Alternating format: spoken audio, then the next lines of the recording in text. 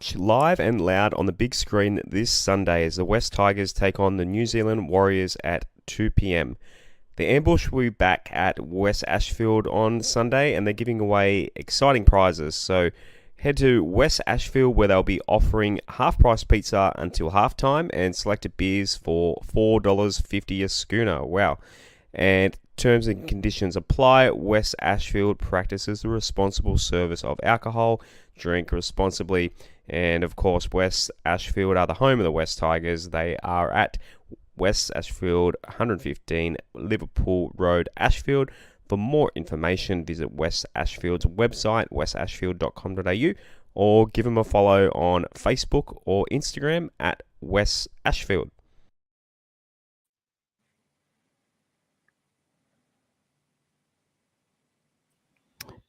Welcome into another episode of the WestsLife podcast. Sorry to the live stream there. It almost went through the ad again. Hit the wrong button. Thanks to everyone joining live. I see a few people coming in on a Thursday night, and welcome to everyone listening on the audio as we preview the footy is back.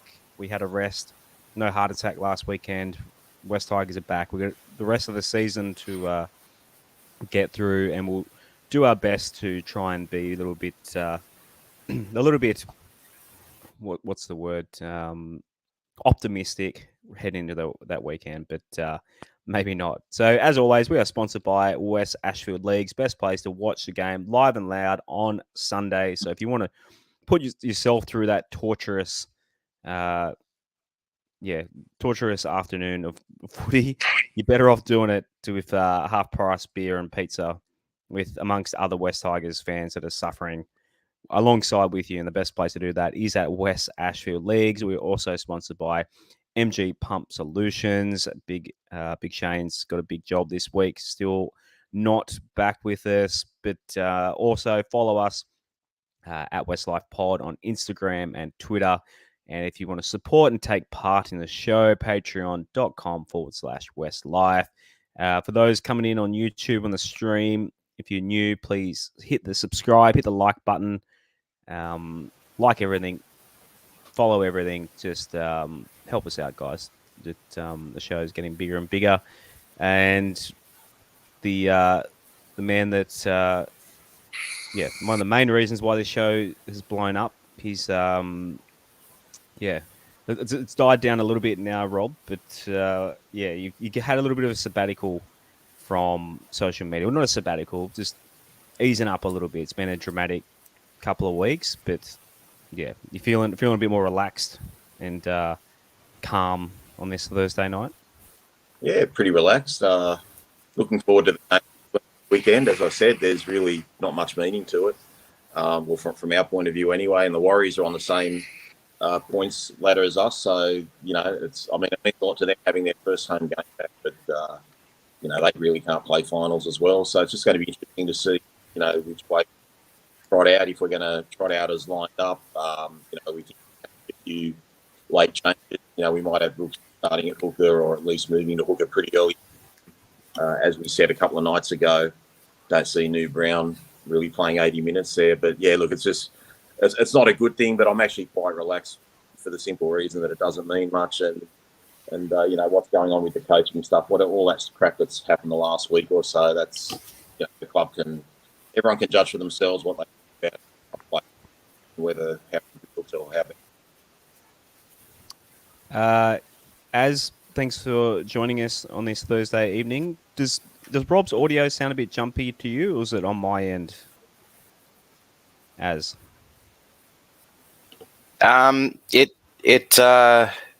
sounded a little bit jumpy. I thought it might have just been my connection again that I've been having problems with, but maybe it's not.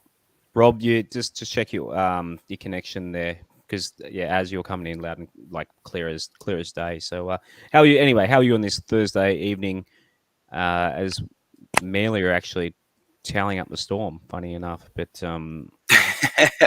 yeah, I'm pretty good. Another long day at work, but now we get to start enjoying another round of footy. It'll be punctuated eventually by the Tigers playing, but hopefully the rest of the round goes well. I'm actually more invested in the women's and the Jersey Flegg teams at the moment, since they're actually playing half decent. So, Yep. Well, yeah. well, that's where we're going to start. I'll throw straight back to you in a second. So lower grades, all three grades this week. They're all at Campbelltown Stadium on Sunday, back to back to back to back. So the Harvey Norman girls, they're at 11 a.m. against the Knights. Jersey Flegg 1:15 against the Knights, and then the Maggies and the Cup are at 3 p.m. against the Newcastle Knights. So the girl, it's a pretty big game for the girls. You were saying off air. Yeah, it is. So I believe the New South Wales Women's Premiership is a top 4 play finals. With the ladder as it stands right now, the Knights are in third on 11 points, and then you've got the Sharks, the Roosters, and the Tigers, all from 4th to 6th on 10 points, being separated by differential. And those 4 teams all play against each other. So with the Knights playing the Tigers, being 1 point ahead, and the Sharks and the Roosters being equal, the Sharks differential would need to drop a lot for the Tigers to overcome it. There's a gap of 40 points there. So I believe with this being the final round, if the Tigers beat the Knights and the Sharks beat the Roosters, then that'll end up having the Sharks finishing third, the Tigers finishing 4th, and into the top 4, into the finals, which I believe would be starting next week. Wow. So, okay. yeah, huge game for them. Would be nice to see our girls team play in the finals this year, considering they started off being in the finals last year, but with the lockdowns and shutdowns delaying that comp, they eventually ended up not playing in them because they had to cut it out, or cut the season shorter, cutting the top 6, I think it was, down to a top 4. On the Magpies, Rob, are there any players in that side that would be unlucky to be in first grade at the moment, in your opinion? Probably Simpkin, I'd say. Simpkin, and maybe Madden to a lesser degree, depending on what they're planning to do with Brooks. If Brooks is genuinely meant to be playing 5'8", then I'd say, and they want to bring Dwayhe back slowly, then I'd say Madden has been pretty unlucky as well. But other than that, not really, mate. Other than maybe a couple of guys that should be getting a run, seeing as that they're still going to be with the club next year, and our 2 second rowers aren't going to be there next year. But yeah, no, it's pretty stock standard, I suppose. Righto, we'll move on to the West Tigers team list as I move along my little slideshow. Okay, so at fullback is obviously Dane Laurie. Sorry, my phone's just decided to close the app on me. Great radio. Obviously, Dave Nofaluma, Ken Mamalo on the other wings. In the centres, Stafford Toa, Jimmy Roberts. So we'll start there. I'll go to you first, Rob. Surprising to see Jimmy Roberts back in the starting side? I'm just surprised from the fact that he had a back operation, that he's back so quickly. So well done to him. I mean, if he can reproduce what he produced earlier in the year, he's definitely going to be a great addition on Sunday. So, yeah, definitely glad to see him back, because I think all our supporters would admit we're really struggling in the centres at the moment. So if he can play well and D up well like he was earlier in the year, we should be okay. And in the comments, guys, let us know your thoughts as we go along tonight. You always contribute beautifully to the show. So anything as we go along, feel free to give us your opinion. We can bounce off them. As thoughts on Jimmy Roberts being in the side, that surprised you? Yeah, it surprised me too, although I think he's had a week or 2 in reserve grade. So, yeah, he came back even earlier than this. But they were saying I thought he'd be around 18, 19 range to come back. But, yeah, so he's back, about a month early. Good on him for getting himself right to come back again. Hopefully he has a cracking game this week, and shows that we've been missing him. So who will it be Aiken or Arthurs that'll be his opposite number, do you think? It'll be neither, Josh. Uh, I'll tell you why. There's Okay. late mail that okay. yeah, Aiken's going to be dropped back into the second row, and Adam Pompey will be coming in, and Murchie will drop back to the bench, and most likely Sirinen will drop off the bench. So even though they're advertised as Aiken, you'd assume Aiken's playing left centre, as Jimmy would play right. So I'd say Adam Pompey, who's named at number 18, is going to be left centre, and that's who his opponent will be, which it's probably a bit more of a tougher opponent, to be fair, because Ewan Aiken's a solid player and can score a try, but he's been playing as a back rower, so I don't think he's going to get Jimmy for speed or lateral movement or anything like that. So would have rather have had Aiken in the centres, to be fair. Right, the halves. Luke Brooks is in the number 6. We touched on it a little bit on Tuesday night's show, but as Brooksy still kept his 6, would you have been more surprised if he was dropped, or more surprised? Are you more surprised that he's there?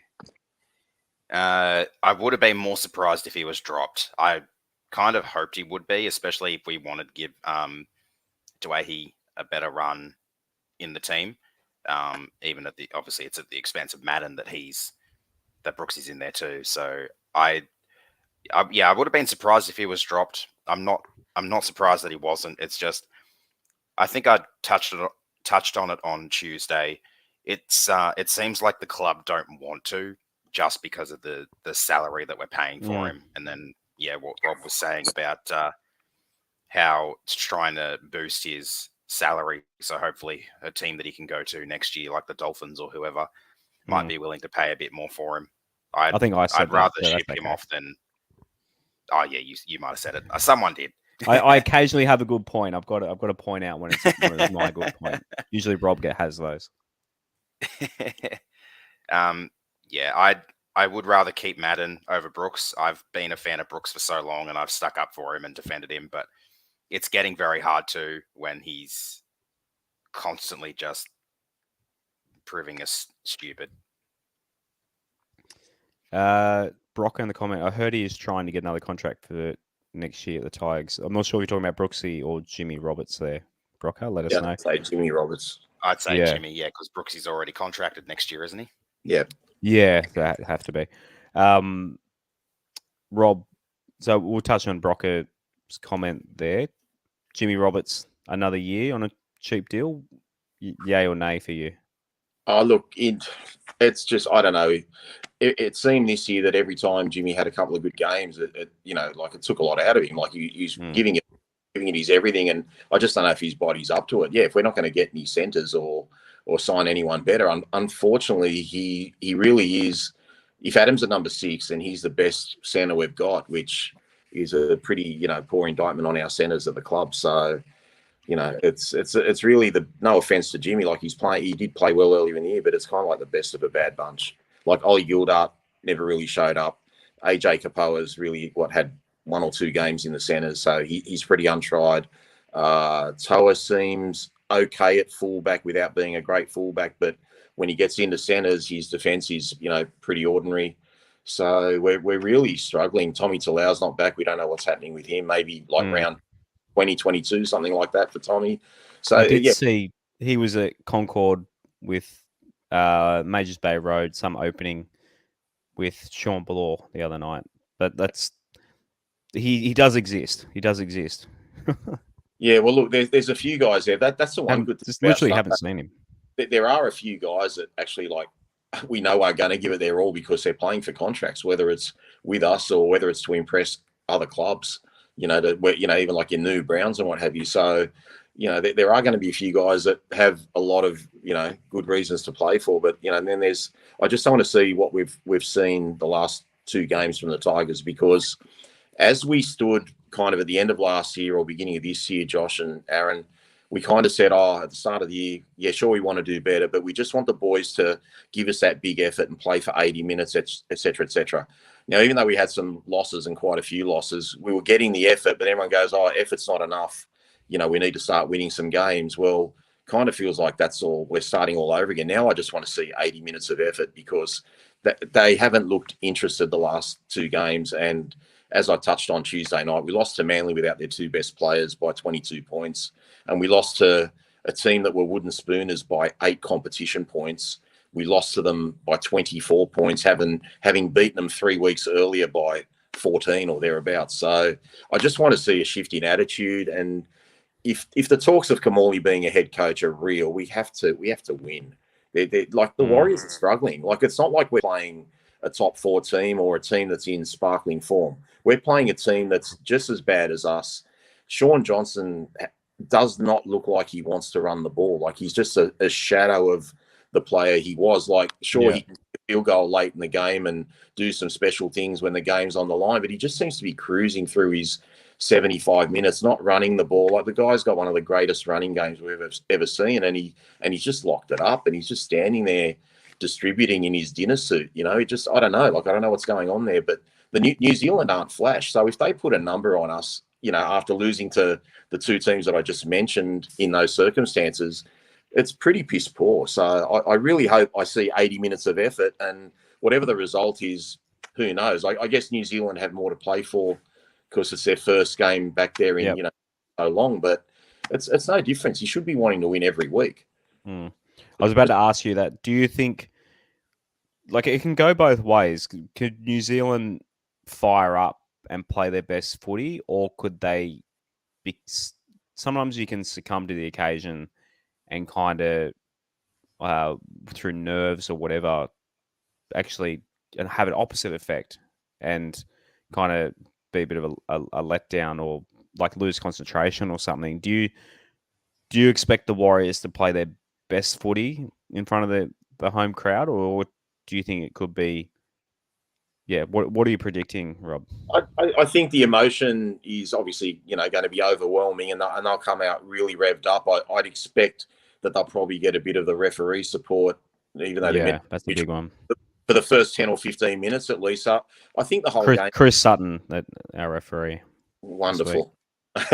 So I think it really comes down to our defence, Josh. And when I say by our defence, our determination and our scramble, because, you know, we could come out fired up for the first 15, 20 minutes, but where are we going to be, you know, the back sort of 3/4 of the game? Because even the last two games, we've looked okay to a degree, the first 15 or 20 minutes, but as soon as we lose control of the scoreboard, it's like, oh, you know what?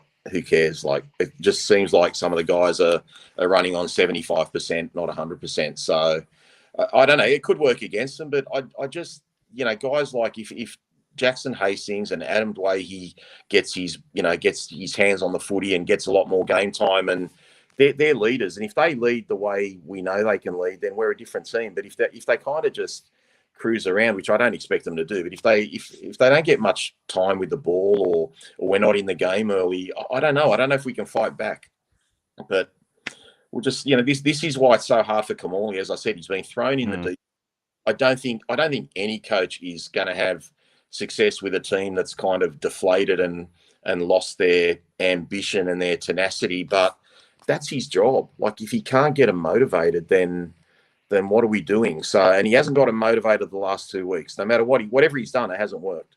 So, and it's not fair on him. He's only been there a couple of weeks, but the reality is he is there, so he's got to do something. Or, you know, I guess that's why he's the interim coach and not the full-time coach. As for our side, do you think a road trip could be good? Like getting away, getting to a hotel, hanging out with the boys, like all together. Maybe some vibes could come back to the team. Do you think it could actually be a good thing rather than being in Sydney in front of our crowd, where potentially they can get booed, like just nervous by embarrassing themselves in front of us? Yeah. Do you think maybe this trip could be a good thing for our team? We have had a lot of good performances in the past when we've had to travel a decent way. Obviously, there's a lot of emotion in this for the Warriors being back home for the first time in 2.5 years. But there's also a lot of emotion for the opposition that they're playing against, for being the first team to be able to play the Warriors back on their home deck. I really want to see them harness that emotion this week. I feel like this 2 weeks, so this week and next week, is a very big test for Noddy's credentials as a potential head coach. Can he get the team up for potentially spoiling the Warriors' homecoming, and moving on from that, assuming he doesn't get suspended or injured this week, can he then get them up again next week to celebrate their captain's 300th game back at Leichhardt? So it's a huge fortnight in the context of Noddy's term as an interim coach, and for the team about whether or not they still actually want to play for each other and play for their quote unquote head coach. I do like the idea of them being able to get away this week. Obviously, no team has been able to leave Australia for 2.5 years. So being able to play the Warriors back over there, there's going to be some support for them there. It's going to be a packed house. It's going to be a hell of an occasion on Sunday afternoon over there. I hope they can get up for it. Yeah, change can be as good as a holiday, and I guess it's hopefully they treat it as a business trip, not a holiday. Yeah, and actually get it done. Just the last bit on the back line, Jackson Hastings. Obviously, the workload, Rob, has been a bit lower the last couple of games because you have to assume because of the leg injury. Do you think maybe the time off might see Jacko get back in? I know it's still lingering, and he does need surgery once the season finishes. But do you think maybe Jacko, a week off for Jacko, might bring a bit of life back into him? Yeah, I think it will, and I also think the fact that we're expecting Brooks to play a lot more time at dummy half means Jacko's going to have more of the reins, because, like I say, it's nothing personal. It's just how I see the game and how a lot of other people see the game. Luke Brooks isn't a game manager, guys, or if he's a game manager, he's not a good enough game manager to get the best out of the rest of the team and to give us the results we want. And Luke Brooks has been touching the ball and kicking the ball more the last couple of weeks than he normally would when Jacko's injury-free. So I'd expect Jacko to get back closer to the 80, 90 touches that he'd normally get. Just one more thing on the back line too, Josh. Don't forget it's the first time Ken Mamalo is going to be back at Mount Smart Stadium not wearing a Warriors jersey. So it's going to be pretty emotional for him as well. So, like, there are a couple of guys that will live for the occasion. Obviously, Kenny, and I mean, we'll get onto Fonua Pole as well. He's a New Zealander. So, I mean, it's definitely going to mean a lot to a lot of the players. But, you know, when there's 10 or 15 to go and the game's on the line, like, who's going to want to win it more? Is it going to be our guys, or is it going to be the Warriors who are trying to get a win for their fans that haven't seen a game for 2.5 years? And you know, not that there's any conspiracies, but you'd think from the NRL's point of view, they'd love to see the Warriors win, you know, for the game's sake. So I don't know. We're always the Washington Generals. It just seems always to be the way. Exactly. Any thoughts on Jacko, before we go on to the forwards? Well, if Jacko doesn't get back up to his normal amount of touches, obviously Dewey will be in the halves when Brooks moves into hooker. So I wouldn't mind seeing Adam touch the ball a fair bit, but I do hope that Jacko is the one who ends up steering the ship and allowing Adam more time to pass, run, do whatever, and find his groove again. Because obviously he played, 20-ish minutes last week or 2 weeks ago in a team that was soundly beaten.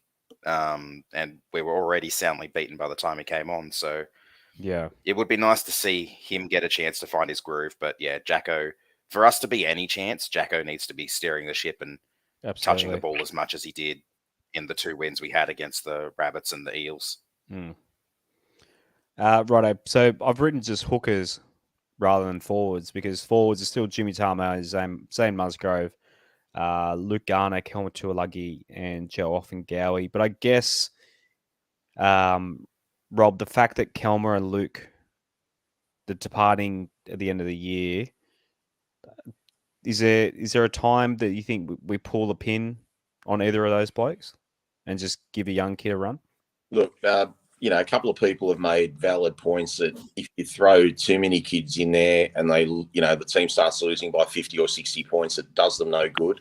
So I understand, that argument as to why they want to keep those guys there. But, if we've got guys that have played first grade last year, even if they're not 100% up to it, like your Tuki Simpkins or those sort of guys, like I just don't see why we're not giving them as if we're truly trying to work out who our squad is next year. I just don't know why we're not going with those guys. But look, to be fair, the team we've named, I mean, it seems like a team that we've named to try and win the game, if that makes sense. Because I really didn't like last game's bench. I just thought it was a recipe for disaster. We were a forward short. So we were always going to struggle. And then when Twally came off in the first minute, you knew we were absolutely up shit creek. So what the only thing with the hookers that you're talking about, Josh, I know we're named to start with Brown, and then we'd assume Brooks is going to move to hooker.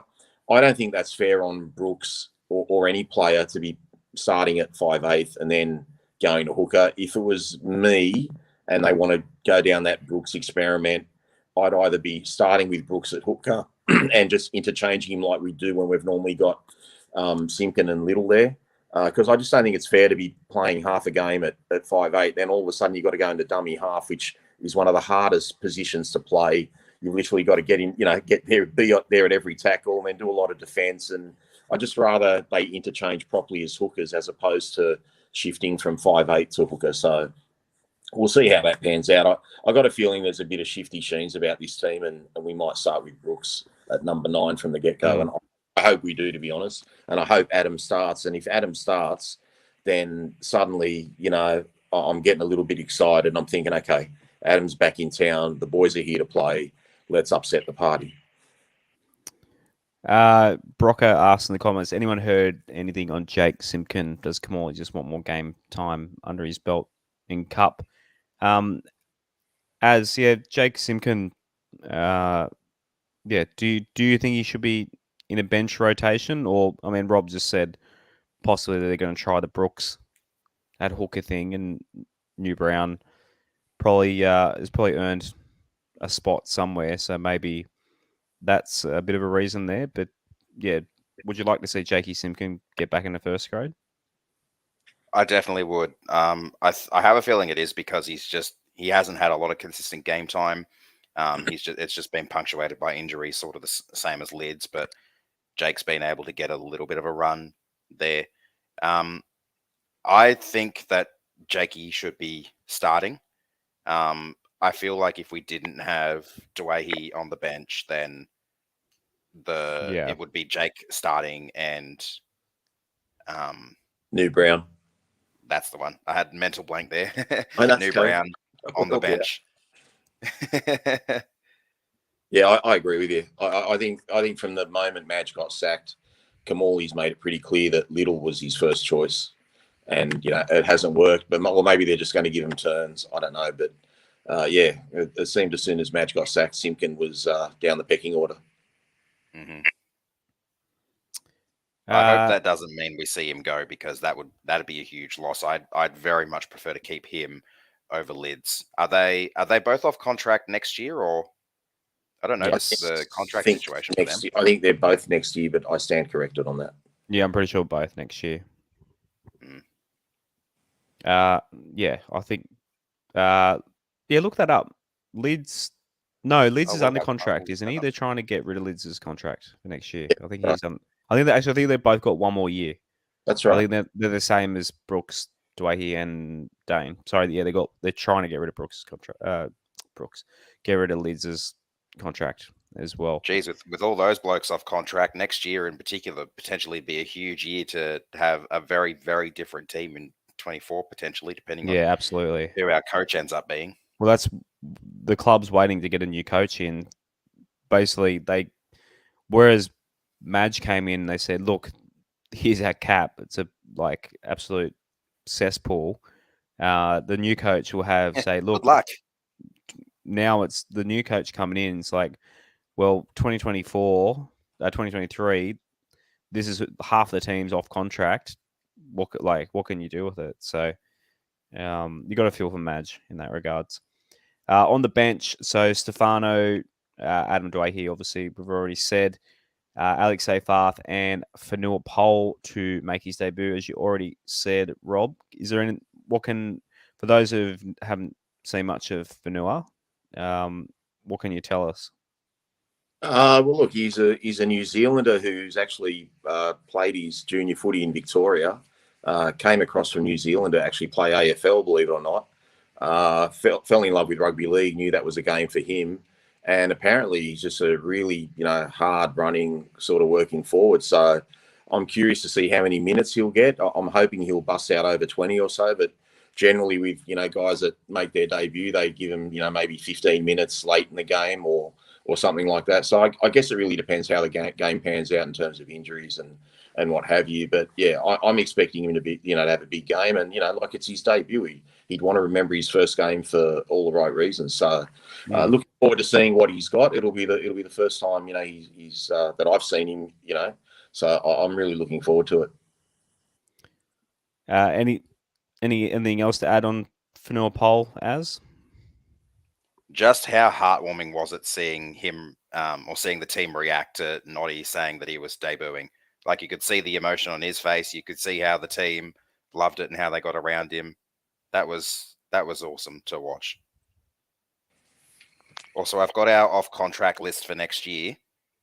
The only one of those blokes that we were talking about who isn't off contract next year is Simpkin. So he's got 2 more years. I believe so. I'll double check. Yeah, he might have. I think we've he got actually 14 off contract next year. Yeah. So that's a whole lot of cap there as well. Mm. Remember when we freaked out when 4 guys were off contract? Yeah, well, someone just put on there, surely we don't want 4 hookers in our top 30 next year. And he's 100% right. And we currently do. That's not even including Rua. It's not even including Rua. As it is now, 5. Yeah. So something's got to give. So yeah, I think Jake. Yeah, here it is. Jacob Little will be the odd one out there. Yeah. Rua and Simpkin are both off contract in 24. Okay. So I guess if Jake Simpkin's locked in until 2024, there's no need to. He's still got. Yeah, I guess that kind of makes sense now. Really, just keep playing in Mag. He's young. He'll get his time, just like Robbie Farah did behind Cheriako Mesha? He was behind. He's behind Darren Senna. Oh, maybe Darren Senna was there in 2004. Yeah, but Senna would play in the back row. Yeah, Robbie Mears, I think, was there as well. And Robbie Mears, the other one. Yeah, him and Cherry Mesha would play hooker in front of Robbie. Yeah. So I guess we're just going to be patient. Stefano still on the bench, just like Jackson. Do you think maybe Stefano, the week off for Stefano, would have been good for him coming back from injury? Because he definitely didn't look like himself the last couple of games that he came back. Yeah, I think so. I think starting him off the bench again this week will be good for him. We saw earlier in the season when he came back from the injury, or the first injury, he didn't look like himself. So I think it'll be good for him. I do hope that, especially with Twal out, that eventually by the end of the season we can get him starting. Because hopefully going forward next year he'll be starting with Twal. I'm assuming that Twal's going to be out for the rest of the season, which is a huge loss, especially from a defensive standpoint. But if we can get him starting and we can get him to find his groove as the starting prop, then I think that would be really good to see. But yeah, as for bringing him back, I feel like bringing him back off the bench is the way to go. Give him some minutes, give him some confidence back. Hopefully he won't be hampered by his injury this time, and we can see the best of him by later in the year. So in the reserves, Kepa Ola, Tupou, Austin Diaz, Jacob Little, Justin Matamua, Rob. Of those guys, Junior Tupou is one kid I'd like to see blooded at the moment. I guess Kamali's trying to win, and Jimmy Roberts maybe a safer option, but I don't know. Junior Tupou, I just from an excitement point of view, I'd just like to see him have a crack, or am I getting ahead of myself? Because No, he is very, not at very all. young and raw. Not at all. Even if you're a fan of Jimmy Roberts being there, I don't know why he wouldn't have got the other centre spot. Like Toa has set the world on fire the last couple Yeah, of that's weeks true. since Dane Laurie's come back. So yeah, I'd give him a go. Like, what do we got to lose? I don't know. That's what I'm saying. Some of the selections I'm really not. I don't understand if we're talking to 2023 and development and all that. We've got 4 or 5 guys in there that aren't going to be there next year. So it just doesn't make sense to me sometimes. But from the the only good part of that is it means we're trying to win a game. Well, thank God for that. That's what we're meant to do. Win games. Our season shouldn't be over in June, but it is. So I don't know, Josh. As I said, I'm pretty relaxed about it. I'm just looking forward to seeing the game and just hope the boys put on a good show. But at the end of the day, it's just a dead rubber. Are you a Junior Super fan? Would you drop Jimmy or Stafford for him? I'd probably drop Toa. He did admirable as the stand-in fullback while Laurie was out, but like Rob said, he hasn't really set the world on fire or done anything really great in the centres since he had a horrible game against the Rabbits, which was his first game in the centres when Laurie came back. So I'm disappointed to not see Tupou getting another run. He, even in a losing side in Magic Round, he had such a good game. I feel like he definitely deserves to get another run. As for the rest of the blokes in the reserves, I hope we get to see Matamua get a run by the end of the season as well. He'll be hungry for more after being in the under 19 Blues team. So, if he's eligible to play, hopefully we see him play by the end of the year. Yeah, that's the one thing left is I want to see some kids. Get some kids. I know it is probably too early. Like how many games we got left? What do we 10. 10 including this one. 10 including that's man, it's so long. It's so long to go of the season that you just 10 more weeks of suffering. Yeah.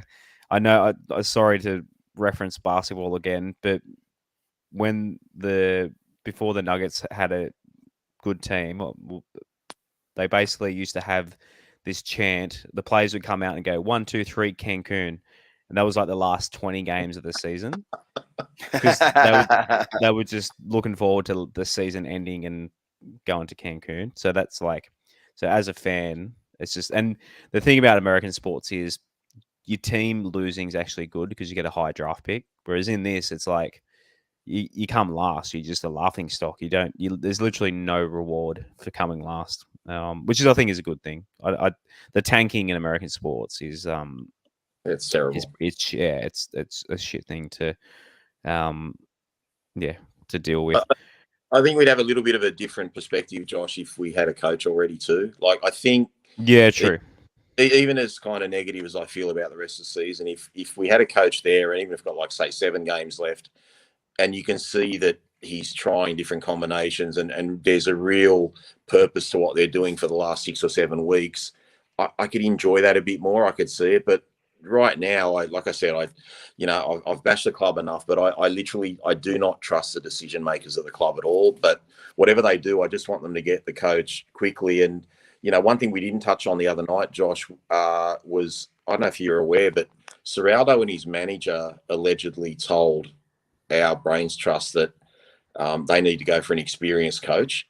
And after having seen the whole situation and made 2 visits, to Concord and all this sort of stuff. And it makes me think that if Lee and Justin and Tim put all their eggs in Cameron Seraldo's basket, and Cameron Seraldo himself is saying, I'm not the right man for the job and I can't do the job, basically, because let's face it, they've offered him massive dollars. They offered him 5 years. If he's actually saying he's not the man for the job and our guys thought he was the man for the job, then what the fuck? Like, seriously, like that just gives me even less confidence. So Yeah, it's just I just want him to name a coach. I'm hoping it's going to be John Morris. You know, like, as I said on Monday, I've heard it's going to be John Morris. So I really don't want it to be Kamali. Nothing personal, but just after what I've seen from 2 games, I just want to get this coaching thing done and dusted, and then just start building, because we cannot truly build or know, like as I said, who our halves are going to be, or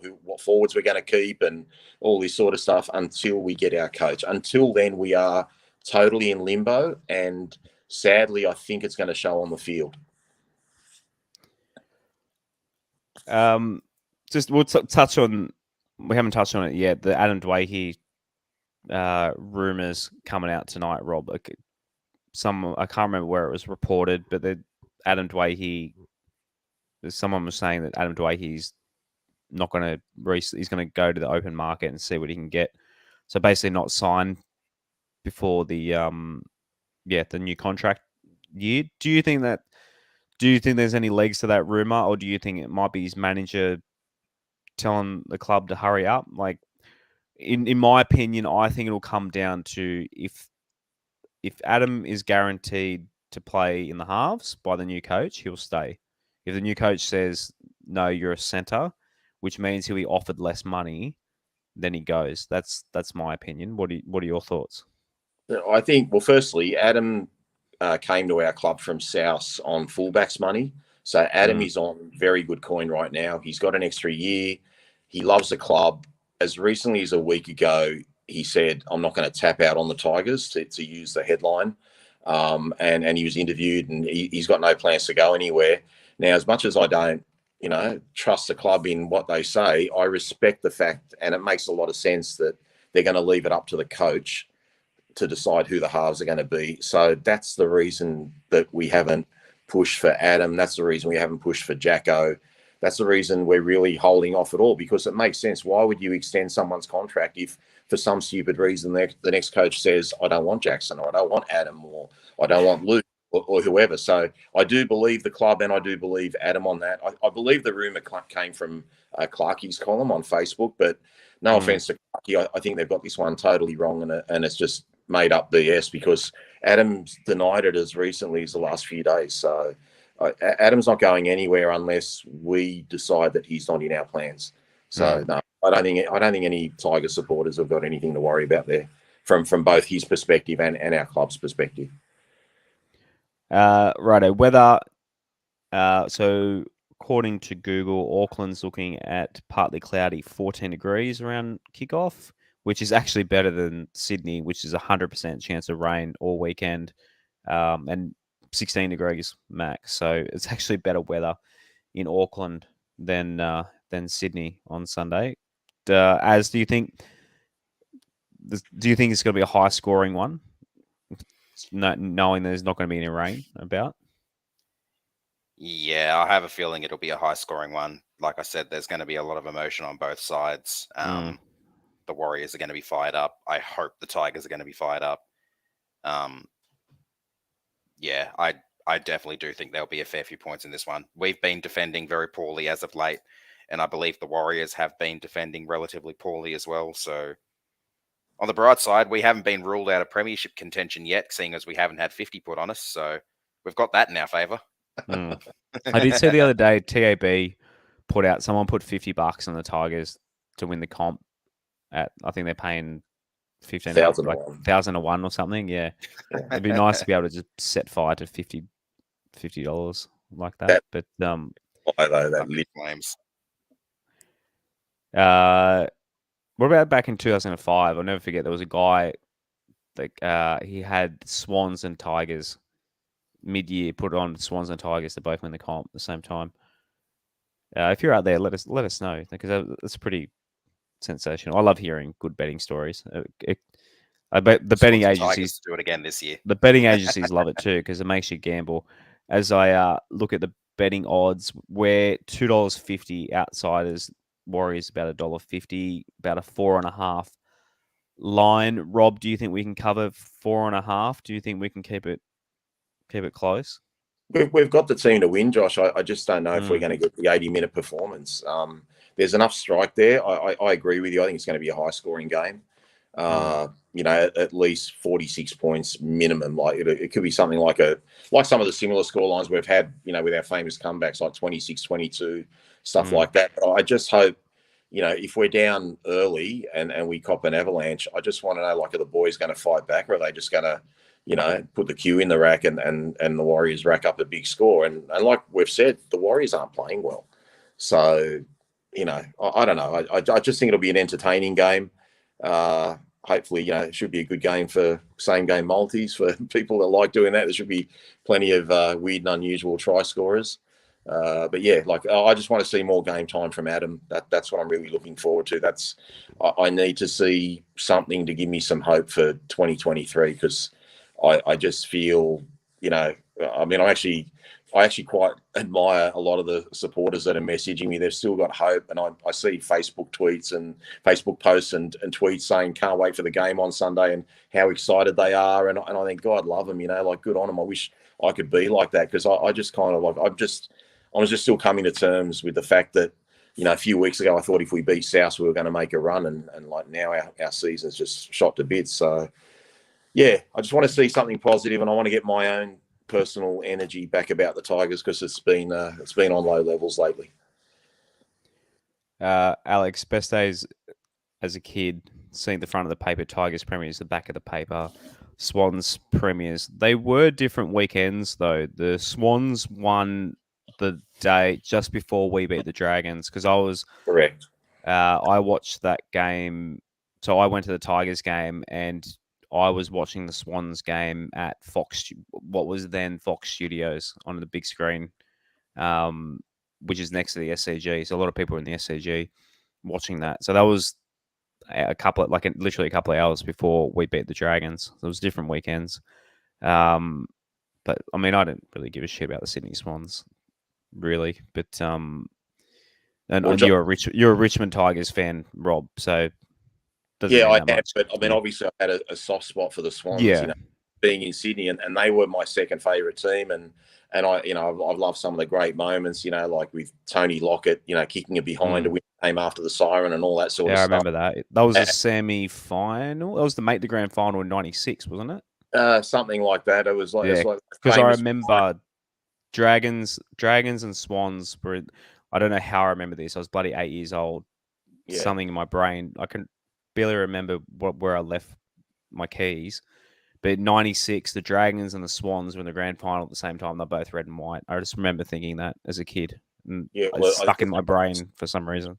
Swans had a pretty reasonable lead in the second quarter and got absolutely towed up by North Melbourne that year, I think. But back to that preliminary final we played. So as I said, I had a soft spot for the Swans, but all day, and like the newspapers were running with, it's going to be a red and white day, and everyone was going St George and Swans, St George and Swans. And I'd gone from like hoping the Swans beat West Coast to wanting the West Coast to win, just to shut this red and white, theory up for a preliminary final day. So, and the fact that it was West Coast and West Tigers, I'm like, no, stuff this. I'm not going for the Swans, stuff them. Not that it didn't make any difference, obviously, but yeah, I was just pretty revved up. Preliminary final, I was just sick of that red and white theme for the day. So yeah, that's probably the best football night of my life. I'll never ever forget that night. Yeah, there's fewer. I still remember going to that game. It was predominantly Dragons fans because they got first dibs at the tickets. Yeah, I somehow got a ticket in the corner, so I was probably amongst a couple of thousand Tigers fans just walking out of that game, just in disbelief that we made a grand final. And I remember thinking and saying to my mate, look, we won't beat Parramatta, but we made a grand final. Like, how good we're going to make a grand final. And sure enough, Parramatta didn't make it. Man, it's fun talking about the good times, isn't it? It is good times. That reminds me, if you haven't heard it yet, the Reminiscing pod where we talked about our favourite games last week, check that one out after this one, because we're going to wrap this. It's going to be under an hour tonight for the preview. It looks like, because we're just about done. Anything else to add as we head into this game, Az?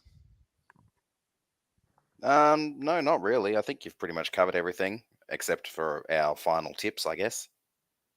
Oh yeah, go for it. I'm just looking at my betting app now, and I'm thinking it's going to be high scoring, try scorers, might be the way to go. But yeah, what are you tipping? What's the over under as well? What do they got us at? 4.5. No, the total No, points. the total Oh, points. total Sorry. points.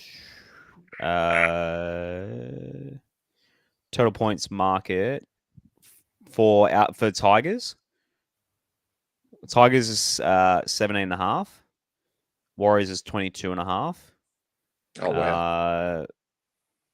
So the total Match. 31.5, is it, or thereabouts 40.5? Yeah, I'm trying to find match markets. Well, whatever it is, I'm going to say it's Yeah. going overs. It's going to be an overs game. I have a feeling it will be an overs game as well. It's hard to see a universe where it's not going to be an overs game. Here we go. I keep found talking, it on boys. Sportsbet. But you're better at it than me. Yeah, what is it? 41.5. 41.5. No, that'll get smashed. Yeah, 22 Yeah. points. 21 points each. Yeah, I think I think we'll be looking at least 50, maybe even 60 points. I think it'll go way over 41.5. Yeah, I mean it's potential. If the Warriors get off to a hot start, I can just see our heads going down and not many tries being scored by us. But if we come out firing, yeah, the first 20 minutes I think is going to be, a sign of what's to come. Just the boys going to turn up. Gussie, yep, go as. 42 points is 7 converted tries. So say if there's 5 tries to 3 or 4 tries to 4 with a couple of misconversions here and there, that's 40 plus points easily, which I'd be expecting in a game like this one. Vaughan Williams on Facebook saying Ken Mamalo hat trick. That's paying $29. If you want to get on a Ken Mamalo hat trick, a Notha hat trick, $34. I mean that's not a bad bet. Don't mind that. Remember what year was it? Do you remember when I predicted the Notha hat trick? I don't. Was I doing the podcast then? I'm trying to think when that was. Whenever I literally wrote on Twitter, I'm predicting a Nofaluma hat trick tonight, and the West Tigers replied to me saying, yeah, great pick. I'm trying to think when his hat trick was. It might have been a few pre-podcast days. King of the chat, Gussie's reminded me. So Monday night, hopefully got Timmy Brasher coming along with Shane Walker. Gussie said it's his favourite player of all time. You're definitely one of my favourites as a kid. So, yeah, fingers crossed. They're all heading to the race day on Saturday, of course, at Rose Hill. So a lot of ex-players going. I did see West Tigers members. So unfortunately, not you, Rob. You'd have to pay if you go to the races on Saturday. But West Tigers members getting to Rose Hill races free on Saturday. So there'll be heaps of Tigers and Magpies legends getting around. They're in their own private function that you got to pay $275 a head for. Head, yeah. Or But yeah, I don't know.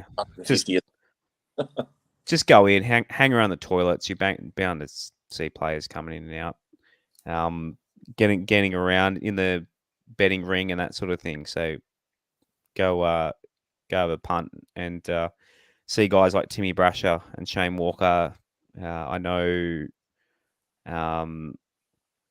who was it? Obviously Scando will be there. A lot of 2005 guys will be there as well. So if you've got nothing to do on Saturday, although it's meant to rain, so wouldn't be surprised if the race actually gets cancelled because it's meant to piss down all weekend in Sydney. So it'll be a heavy 10, most likely.